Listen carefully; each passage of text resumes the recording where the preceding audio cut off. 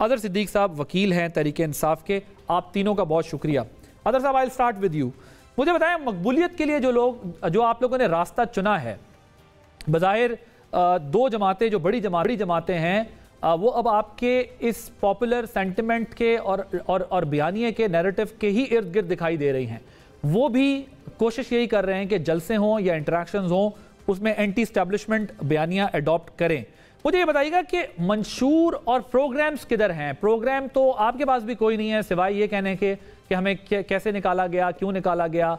आपके पास इकॉनमी को बेहतर करने का या मुल्क के जो मसाइल हैं, जेन्युइन जो अवामी मसाइल हैं, उसको हल करने का कोई रास्ता आपने अभी तक नहीं दिया, सिवाय इस बात के कि आपको लेवल प्लेइंग फील्ड मिले और आप पावर में आ जाए।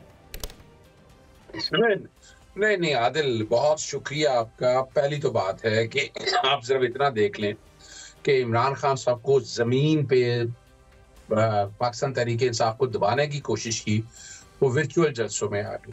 और वर्चुअल जलसा पूरी दुनिया में आर्टिफिशियल इंटेलिजेंस के जरिए, खुद मैं नहीं बैन अवी अखबारी जरीदे मान रहे हैं कि 4.5 मिलियन 45 लाख लोगों ने इमरान खान साहब को पाकिस्तान तहरीक इंसाफ के नजरिए को सुना, जांचा, परखा। वो एक अलहदा बात है कि पाकिस्तान में आपने पाबंदियां लगा दी, ये निगरान हुकूमत है। निगरान हुकूमत के दौर में ये सारा कुछ जितने भी कोशिशें करके देखना। पहली तो बात, आपकी जितनी स्पीचेस हुई हैं, unfortunately I could not follow it, लेकिन मुझे ये बताएं कि किसी एक ने जो आपके इल्म में हो, कोई इकॉनमी पे, मईशत की बेहतरी पे, जो पाकिस्तान के बुनियादी मसाइल हैं, इस पर कोई गुफ्तगू की है? लेकिन देखें, ये पहली तकरीर थी, पहला तजर्बा था, ताकि लोगों को एंगेज किया जाए, और उसमें पाकिस्तान तहरीक इंसाफ कामयाब हो चुकी है।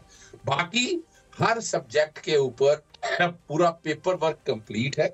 मैं चूंकि मुझे कुछ चीजों का अंदाजा है, वो मैं आपके सामने रख देता हूं। देखिए, जहां तक इकोनॉमी की पोजीशन है, इमरान खान ने कोरोना के दिनों में जो इकोनॉमी की पोजीशन रखी है, बावजूद एतराजात पे और इल्जामात के, उन्होंने बेहतरीन तरीके से हैंडल किया। उस वक्त मुल्क में जो इंडस्ट्री तरक्की कर रही थी ना, वो आगे जाएगी। 4 इश्यूज हैं। पहली तो बात है कि टैक्स कलेक्शन का निजाम जो बेहतर करना है, किस तरह टैक्स की आउटरीच ज्यादा करनी है, किस तरह आपने इंपोर्ट को कम करना है और एक्सपोर्ट ओरिएंटेड इंडस्ट्री मुल्क की कैसे बनानी है, और किस तरह इस मुल्क को आगे लेके, इसके साथ साथ तालीम के निजाम में भी इनकलाबी कदम क्या लेके आने हैं। हमारे साथ के मुमालिक सारे तालीम के निजाम को बेहतर करके कहाँ से कहाँ पहुंच चुके हैं। आदर साहब, मैं मेरी तो खैर अब काफ़ी मेरी भी उम्र हो गई है, ये कहानियां सुनते सुनते हम बड़े क्या, अब तो बूढ़े होने जा रहे हैं। ये 4 साल में ना टैक्स मैं जरा गुजारिश सुन लेना सर, अब मैंने जरा आगे जाना है। हमने आपकी हुकूमत में जो है, ये कोरोना की बात बिल्कुल ठीक है, कोरोना के दिनों में बहुत बेहतर तरीके से हैंडल किया गया सिचुएशन को, इसमें कोई शक नहीं है। आई मस्ट से दैट कि वो एक बेहतर तरीके से उस मसले से निकले। लेकिन शुरू में जिस तरह लॉकडाउन ना करके एक क्राइसिस क्रिएट हुआ, वो एक स्टोरी है। बहरहाल कट शॉट ये कि कोरोना के मामले में उसी वजह से दुनिया में, जब दुनिया बंद हुई तो हमारे यहाँ एक्सपोर्ट बढ़ी और पाकिस्तान को उसका एडवांटेज मिला। उसको आप समझेंगे अल्लाह की तरफ से एक हमारे पास वो एक रास्ता खुल गया। लेकिन ना आपने टैक्स रिफॉर्म्स की, ना पुलिस रिफॉर्म्स की, ना आपने जुडिशल रिफॉर्म्स की। कोई रिफॉर्म्स आपने नहीं की 4 साल में, सिवाय स्टॉप गैप अरेंजमेंट और मैनेजमेंट्स के। मैं इस पर आपके पास आता हूं, इस पर जरा तफसील से बात करेंगे। मैं एक एक करके पहले दूसरी जमातों का भी पॉइंट ऑफ व्यू ले लूं। मैं आऊंगा आज़र साहब, आपको पूरा मौका दूंगा। आपने 4 बातें की है ना, सिर्फ एक बात, सिर्फ एक लफ्ज। देखिए, पहली बात है जुडिशियल रिफॉर्म पे, जो कि मैं खुद हिस्सा था, वो हमारी बार काउंसिल से वो एतराजात आ गए। इकोनॉमिक रिफॉर्म्स के ऊपर आपके पता है कोरोना की वजह से ज्यादा सख्त टैक्सेस लगा नहीं सके थे, लेकिन एजेंडा इज देयर। यानी यहाँ तक ये बात है ना, ये तो जुबानी बातें है ना, तो हमें तो टाइम कितना दिया गया, टाइम आप दें। बाकी तो 85 वाले प्रोजेक्ट पिछले 70 सालों से 40 सालों से 10 साल आपके पास केपी में हुकूमत रही है, वहां का भी एक वो है। मुझे जरा आमिर साहब की तरफ जाना है। सर मैं आता हूं आपकी तरफ, इसको जरा तफसील से बात करेंगे, क्योंकि आप बेशक इस पर कमेंट कीजिएगा। मियां साहब, वापस इंतखाबी अखाड़े में आने के लिए आमिर साहब अब कोशिश ये कर रहे हैं कि अगर मौजूदा पे नहीं तो जो माजी करीब में इस्टेब्लिशमेंट है उस पर, या 90 की दिहाई की जो इस्टेब्लिशमेंट है उस पर, उसके ज़रिए अपने बयानिए को स्टेबल करने की कोशिश कर रहे हैं। क्योंकि उनको पता है कि जो उनका मुखालिफ है वो एंटी इस्टेब्लिशमेंट बयानियाँ बनाकर तमाम तर अपनी बुरी कारकर्दगी पे पर्दा डालकर पाकिस्तान के अंदर पॉपुलर पॉलिटिक्स कर रहा है। सो मियां साहब को भी इसी रास्ते को क्यों लेना पड़ रहा है? क्या एंटी इस्टेब्लिशमेंट बयानियाँ मजबूरी बन गया है पाकिस्तान में सियासत में जिंदा रहने के लिए? Your take on. देखें आदिल साहब, जब नवाज शरीफ ने जब वो गुजरांवाला में नाम लिया जनरल बाजवा और जनरल फैज़ हमीद का एक बयानिया आया, एक उन्होंने लंदन में लिया दोबारा, पहला भी लंदन से लिया था, दूसरा जब डिपार्चर डेट्स आ रही थी उस वक्त उन्होंने अपने लोगों से खिताब लाहौर में करते हुए ये लिया। यहाँ पे एक बहस शुरू हो गई कि जी वो शहबाज शरीफ वहाँ चले गए और फलां हो गए। आप और हम इन प्रोग्रामों में मुख्तलिफ़ जगहों पे बात करते रहे, मेरी एक ही बात थी कि नवाज शरीफ चेंज नहीं होंगे। नवाज शरीफ ने जब 21 को जलसा किया उन्होंने उसमें भी एक हल्का फुल्का बराह रास्त मैसेज दिया। क्या ख्याल है कि उनकी इस इस्टेब्लिशमेंट से लड़ाई हो गई है कि वो बयान दे दें और सिर्फ इसलिए दे दें कि इमरान खान बयान दे रहे हैं तो वो भी इनके खिलाफ दे दें? ये कोई तरीक़ाकार नहीं है ना।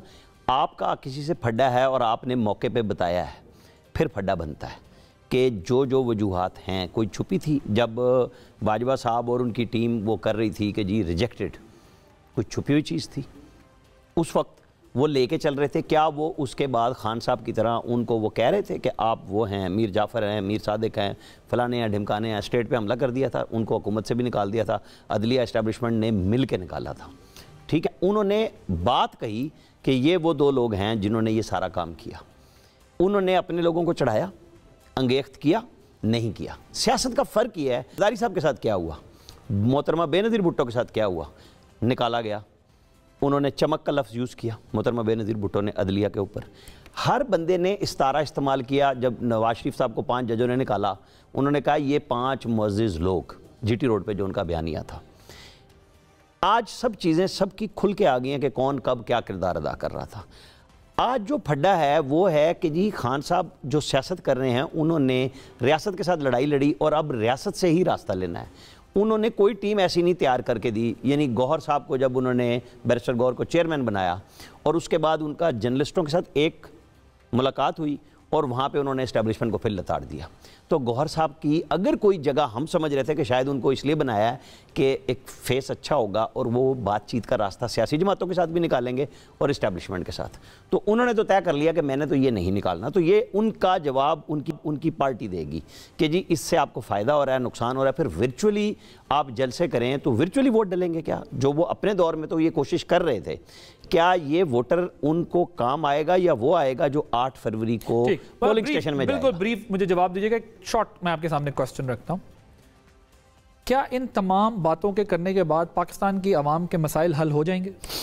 मैं अभी डेप्थ में नहीं जाता कि उसके बाद जो कुछ हुआ फिर मियां साहब ने कैसे कैसे चीजों को मैनेज किया, लेकिन मुझे ये बताएं कि क्या पाकिस्तान के आवाम के मसाइल आपको लगता है कि सिर्फ ये बातें करने से हल हो जाए? पाकिस्तान के मसाइल सारी कुव्वतों में सियासी कुव्वत, इस्टेब्लिशमेंट, अदलिया, सिविल ब्यूरोक्रेसी और मीडिया, इन सब के बैठने से मामलात को तय करने से हल हो सकते हैं। अदरवाइज हम एक सर्कल में हैं जब से बना है और हर इलेक्शन उसी तरह होता है, सिर्फ कुछ ना कुछ नई चीज नहीं आ जाती। नेशनल डायलॉग वो होगा इलेक्शन के बाद, तमाम इंस्टीट्यूशंस को बैठ के इस मसले को हल करना होगा ताकि फ्यूचर का अब मुझे कोई नजर नहीं आ रहा। चांडियो साहब मुझे ये बताइएगा कि जलसों में हमने देखा कि बिलावल साहब ने भी लाडला प्लस नारा लगा के ही काम चलाया। सिंध हुकूमत बेहतर होता कि सिंध हुकूमत की कारकर्दगी की बेस पर वो लोगों को बताते कि देखें मैंने ये चीज़ें की हैं, मैं वफाक में आऊँगा तो ये चीज़ें करूँगा। उन्होंने कहा जी देखें पहले एक था अब दूसरे को बना दिया गया और ये सब तमाम चीज़ें।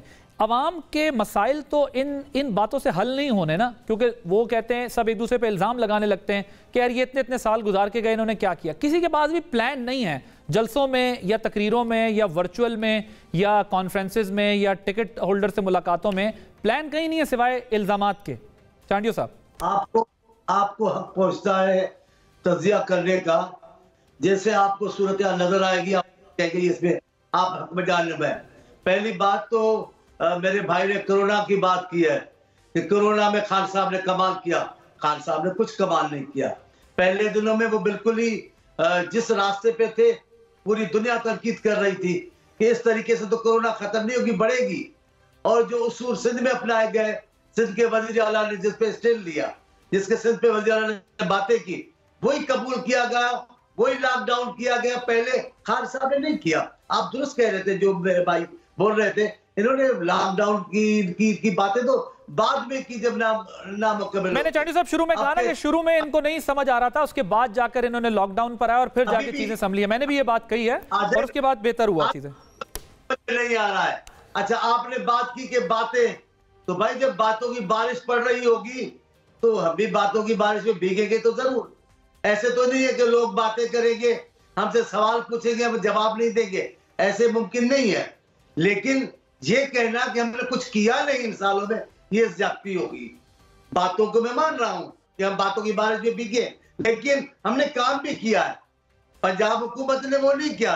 एक इदारा NICVT का जो बिलावल साहब ने बनवाया इसमें, ऐसी मिसाल पूरे पाकिस्तान में नहीं है। आप देखिए जो हॉस्पिटल बनाई है गंबट में, एक मिसाल नहीं है। आप देखिए पूरी अब थलपालकर में जो शाहराहें बनाई गई है, इसकी एक मिसाल नहीं। अब दूसरी बात सुनिए बहुत बड़ी, वो ये कि मियां साहब ने गलत बयानी से काम लिया, कहा ये जो थल कोयला है उसका हमारा कारनामा है बिजली। इससे बड़ा झूठ और क्या हो सकता है। 2 बार आपने उस मंसूबे को रोका और यूं समझा कि ये मंसूबा बेनजीर का मंसूबा है, आपने उसको रोका। आपने KT बंदर में बिजली के मंसूबे का जो पीपल्स पार्टी ने आगाज किया उसको रोका। आपने तो कुछ किया ही नहीं।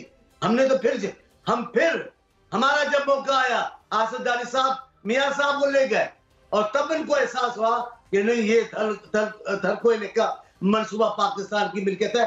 और आसिफ साहब ने पार्टी की बात नहीं की, वो मियां साहब को साथ ले गए।